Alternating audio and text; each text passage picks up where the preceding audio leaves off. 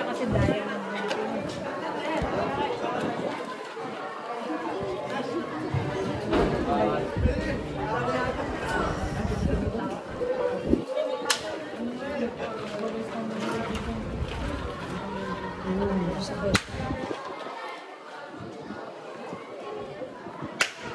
Sa bawat panahon, sa bawat kasaysayan, sa bawat henerasyon, may palawakan ng isip, may palitan ng paniniwala, may tagisan ng matwid.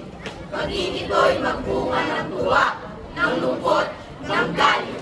Sila-sila'y nagtatampo, kayo-kayo'y nagpapangkat. Isang diwa ang nagpasya, isang wika ang ginamit.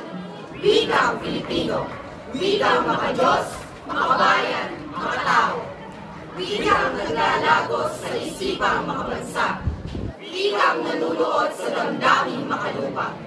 At paisa-isang dila, parang ilang hilabi, sama-samang tinig.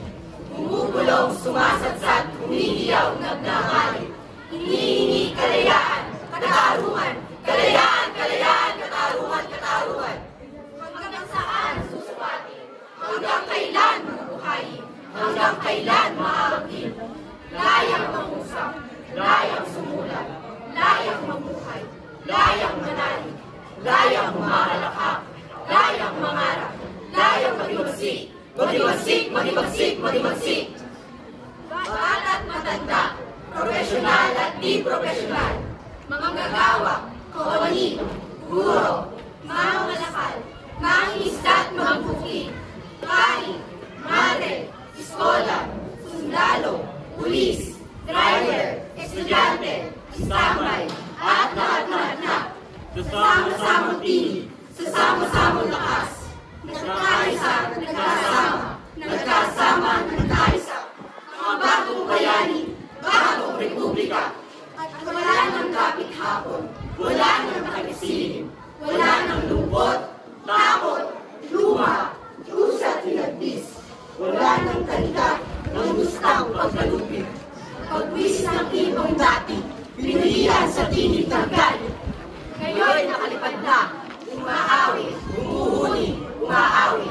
Dahil malaya, dahil sa wika, dahil sa lakas. At kung sakaling magbalik muli, ang kasaysayang mundo ng isang madilim na kahapon. Muli, ang paisa-isang dila, ang parami-raming labi, ang sama-samang tinig, ang sari-sari mukha, magkakabalat, magkakadugot, magkakakilig. Sama-samang gigising, magkakapit-bisig, aalsa at dinding.